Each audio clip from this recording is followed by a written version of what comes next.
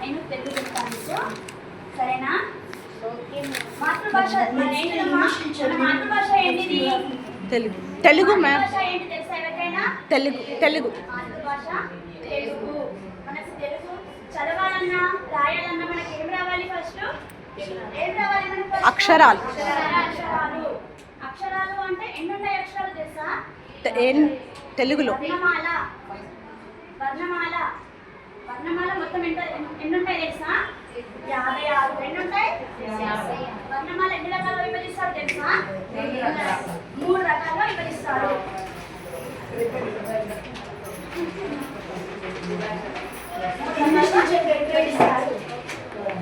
వర్ణమాల. వర్ణమాల మొత్తం 56 ఉంటాయి.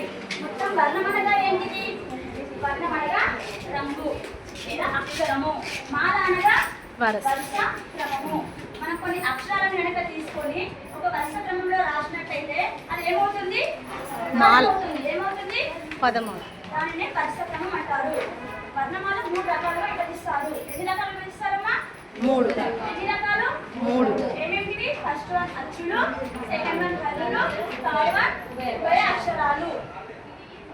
అచ్చులు చూద్దాం ఎన్ని ఉంటాయి. అచ్చులు ఎన్ని రకాలు ఉంటాయి? 16. ఎన్ని? 16. ఆ నుంచి అవు వరకు ఉండే వాటిని అచ్చులు అంటారు. ఏమంటారు? అచ్చులు అంటారు. నెక్స్ట్ హల్లులు. హల్లులు ఎన్ని ఉంటాయి? 37 ఉంటాయి. ఎక్కడి నుంచి? కా నుంచి గంట వరకు ఉంటాయి. వాటిని ఏమంటారు? హల్లులు అంటారు.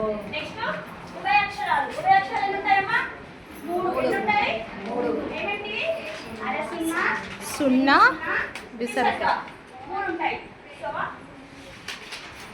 అచ్చులని ఏమంటారు? మళ్ళీ ప్రాణములని స్వరములని కూడా పేరు పిలుస్తారు. ఏమంటారు? అచ్చులని ప్రాణములు, స్వరం. ఎన్ని రకాలు? 4 రకాలు. ఎన్ని రకాలు? 4 రకాలు. ఏమేమిటి? అశ్వములు, దీర్ఘములు, వక్రములు, వక్రతములు. నెక్స్ట్ పొట్టిగా పలకబడేవి ఏమంటారు? అశ్వములు. ఏంటి పొట్టిగా పలకబడేవి? అశ్వములు. పొట్టిగా అంటే అ, ఇ, ఉ, రు, ఏ, ఓ. ఏమంటారు? ఎలా పలుకుతాం వీటిని? మెల్లిగా, పొట్టిగా. దానిని అశ్వములు. నెక్స్ట్ దీర్ఘములు. దీర్ఘములు అంటే దీర్ఘంగా పలకబడేవి. ఆ, ఈ, ఊ, రు, ఏ, ఓ, ఔ, ఐ. ఏంటిది? దీర్ఘంగా పలకబడ్డాయి కదా, వాటిని దీర్ఘములు అంటారు. నెక్స్ట్ వక్రములు. వంకరగా ఉండేవి. వంకరగా అంటే ఏ, ఐ, ఓ, ఔ. ఏంటి అవి? వంకరగా రాయబడేవి. నెక్స్ట్ మిక్కిలి వంకరగా రాయబడేవి. మొత్తం వంకరగా అంటే ఐ,